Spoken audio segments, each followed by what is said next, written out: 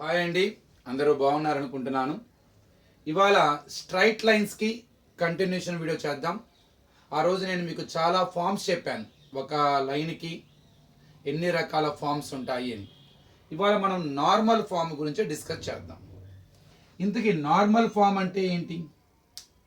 ఇది coordinate system, x axis, y axis.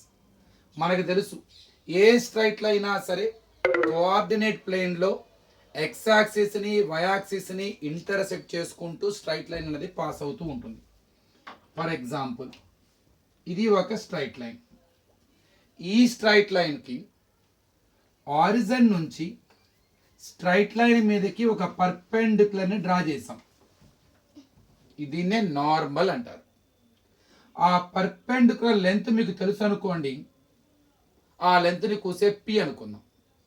And what ever angle it makes with X axis in the anti clock wise direction, ఆ angle మీకు తెలుసు అనుకోండి, దాన్ని alpha అనుకుందాం.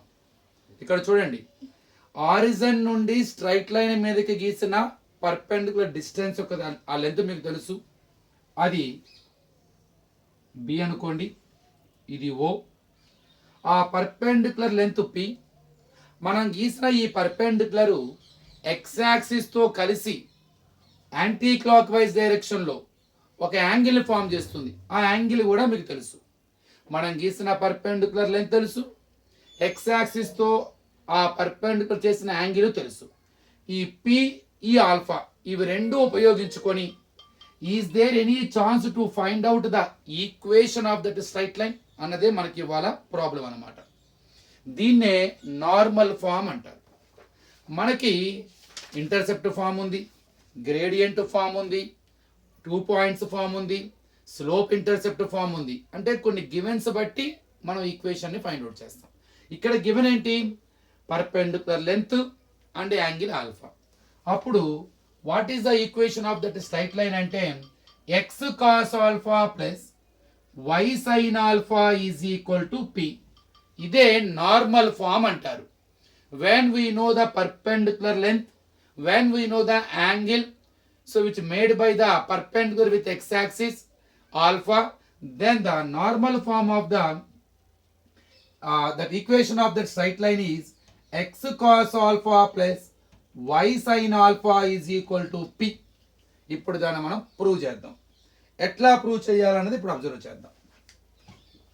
ముందు మనం ఎప్పుడైనా గుర్తుపెట్టుకోండి, మనం ఒక లైన్కి ఈక్వేషన్ ఫైండ్ అవుట్ చేయాలంటే మనకి తెలిసిన ఫార్మ్స్ యొక్క సహాయంతో చేయాలి. స్లోప్ తెలిస్తే y is equal to m x అనే ఫార్ములా యూజ్ చేసి చేస్తాను. స్లోపు y ఇంటర్సెప్ట్ తెలిస్తే y is equal to m x plus c అనే ఫార్మ్ యూజ్ చేసి స్ట్రైట్ లైన్కి ఈక్వేషన్ ఫైండ్ అవుట్ చేయొచ్చు. అదే x intercept, y intercept, where the line touches the x axis and y axis, అవి a and b అంటారు. అది తెలిస్తే x by a plus y by b is equal to 1. లేదు point slope తెలిస్తే y minus y1 is equal to M of X minus x1. లేదు 2 point form అయితే y minus 2 పాయింట్లు ఆ లైన్ వెళ్ళే ఆ లైన్ ఏ 2 పాయింట్ల గుండా అయితే పాస్ అయితే ఆ 2 పాయింట్స్ తెలిస్తే సో మనకి 2 పాయింట్ ఫామ్ అంటాం. వీటిలో ఏదో ఒక దాని హెల్ప్ తీసుకొని you can find out the equation of the straight line. ఇప్పుడు నేను ఇక్కడ ఈ ఫామ్ని యూజ్ చేద్దాం అనుకుంటున్నాను, ఇంటర్సెప్ట్ ఫామ్ యూజ్ చేద్దాం అనుకుంటున్నాను. మీకు ఒక విషయం తెలియాలి, ఇక్కడ ఇంటర్సెప్ట్ ఫామ్ యూజ్ చేయాలంటే ఎక్స్ ఇంటర్సెప్ట్ తెలియాలి, వై ఇంటర్సెప్ట్ తెలియాలి. అంటే ఎక్స్ యాక్సిస్ని ఎక్కడ టచ్ చేస్తుందో తెలియాలి, వై యాక్సిస్ని ఎక్కడ టచ్ చేస్తుందో తెలుసుకోవాలి. అది కనుక తెలిస్తే ఆ ఏబీలు వస్తే మనం ఈజీగా మనము ఇంటర్సెప్ట్ ఫామ్ ఉపయోగించి స్ట్రైట్ లైన్కి ఈక్వేషన్ కట్టచ్చు. చూద్దాం ఎలా కట్టాలి. ఇది రైట్ యాంగిల్ ట్రయాంగిల్ అని తెలుసు క్లియర్గా మీకు. ఇన్ రైట్ ట్రయాంగిల్, దీని కూసేపు మీరు ఎం అనుకోండి, ఇది ఎన్ అనుకోండి. ఓబిఎన్ ఆర్ ఓబిఎం, ఓబిఎం. ఇందులో నాకు ఓఎం లెంత్ తెలిస్తే, ఓఎం కనుక లెంత్ తెలిస్తే అదే ఎక్స్ కోఆర్డినేట్ ఆఫ్ ఎం అవుతుంది. అంటే ఓఎం లెంత్ తెలిస్తే మనకి ఎం వద్ద ఉన్న కోఆర్డినేట్ తెలుస్తుంది. కాబట్టి నాకు ఓఎం లెంత్ కావాలి. అలా వాడు ఇచ్చిందేమో ఓబి లెంత్. ఈ ఓఎం లెంత్ ఈ ఆల్ఫాకి అడ్జసెంట్ సైడ్ అవుతుంది. ఓబి వచ్చేసరికి మీరు అబ్జర్వ్ చేయండి, సారీ అండి, ఆల్ఫాకి హైపోటెన్యూస్ అవుతుంది, 90 డిగ్రీకి ఎదురుగా ఉంది కదా హైపోటెన్యూస్. అది ఓబి వచ్చేసరికి అడ్జసెంట్ సైడ్ అవుతుంది. So hypotenuse adjacent cos apply చేద్దాం. So cos alpha is equal to adjacent side by hypotenuse. Cos alpha is equal to adjacent OB by hypotenuse OM. So cos alpha is equal to OB length is given P. We need to find OM. Cross multiplication చేద్దాం. అంటే OM into cos alpha is equal to P ones are P. అప్పుడు OM ఎంత అవుతుంది? Into ఫామ్లో ఉన్న cos alpha యువతలకు వస్తే by. So p by cos alpha, దీన్నే మనం పి సీకెంట్ ఆల్ఫాగా రాసుకోవచ్చు. ఎందుకని 1 బై కాస్ అంటే inverse of cos secant alpha. అంటే ఏదేమైనా ఇప్పుడు మనకి ఓఎం వచ్చేసింది. ఏంటది? P secant alpha. అంటే ఇక్కడ ఎం అనే పాయింట్ ఎక్స్ యాక్సిస్ మీద ఉంది. X coordinate p secant alpha, x మీద వై ఉండదు కాబట్టి సో వై కోఆర్డినేట్ 0. అంటే where the line is intersecting x axis at p secant alpha, that is x intercept. ఇక్కడ ఎక్స్ ఇంటర్సెప్ట్ ఎవరు? P secant alpha. గుర్తుపెట్టుకోండి. Same అట్లానే మనము ON కనుక్కుంటే మనకి వై ఇంటర్సెప్ట్ కూడా వస్తుంది. ON length is nothing but y intercept. మరి దానికోసం ఈ రైట్ యాంగిల్ ట్రయాంగిల్ తీసుకోవాలి. మరి ఈ రైట్ యాంగిల్ ట్రయాంగిల్లో కరెక్ట్గా ఎన్ వద్ద కూడా ఆల్ఫా అనే ఉంటుంది. ఎందుకు సార్? అదొక డౌట్. ఇది మొత్తం ఇక్కడ మొత్తం యాంగిల్ 90 ఉంటుంది ఓ వద్ద.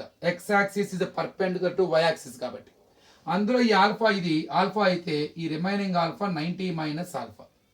మరి ఇక్కడ పర్పెండిక్యులర్ కాబట్టి ఇది కూడా 90. ఈ ట్రయాంగిల్లో యాంగిల్ సమ్ ప్రాపర్టీ యూజ్ చేసి టోటల్ 180 రావాలిగా. అంటే ఇక్కడ యాంగిల్ తెలియాలంటే ఆ యాంగిల్ కూసేపు ఎక్స్ అనుకుందాం. అంటే X plus 90 minus alpha is equal to 180. అప్పుడు మనకి ఏమవుతుంది? 90 plus 90 180. X minus alpha is equal to 180 minus 180 ఉతలకు వస్తే క్యాన్సిల్, మైనస్ ఆల్ఫా ఉతలకు వస్తే ప్లస్ ఆల్ఫా. అంటే ఇక్కడ యాంగిల్ ఎంత? Alpha. So very easy to understand why it is equal to alpha. ఇప్పుడు ఈ రైట్ యాంగిల్ ట్రయాంగిల్ తీసుకుందాం. What is the right angle triangle? OBN. In triangle OBN, I am going to apply sin. Sin alpha is equal to opposite side by hypotenuse. Sin alpha is equal to alpha ki opposite side. So అది OB. So hypotenuse 90 కి ఎదురుగా ఉంటుంది, అది ON. Sin alpha is equal to OB length is given. Cross multiplication. ON into sin alpha is equal to P. ON is equal to P by sine alpha. దీన్నే మనం P cosecant alpha అంటాం. So ఇక్కడ 0, P cosecant alpha, దీని length మనకి P cosecant alpha.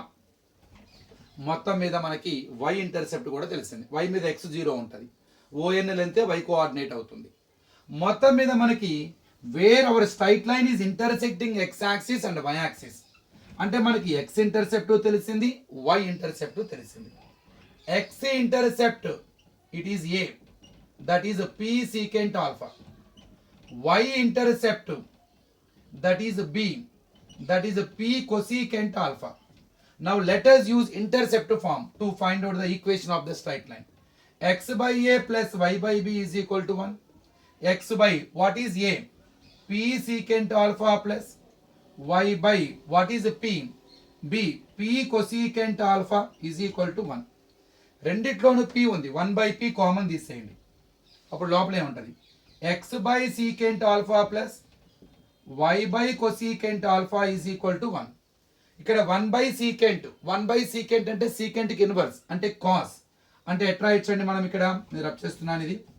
అంటే 1 by p into x, 1 by secant cos, x cos alpha plus y sin alpha is equal to 1. ఈ by form లో ఉన్న p అవతలకు వస్తే మనకి ఇంటూ p అవుతుంది.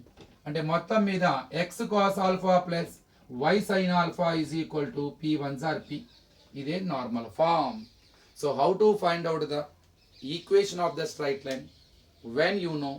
So whose perpendicular distance is given and what is the angle that perpendicular makes with x-axis.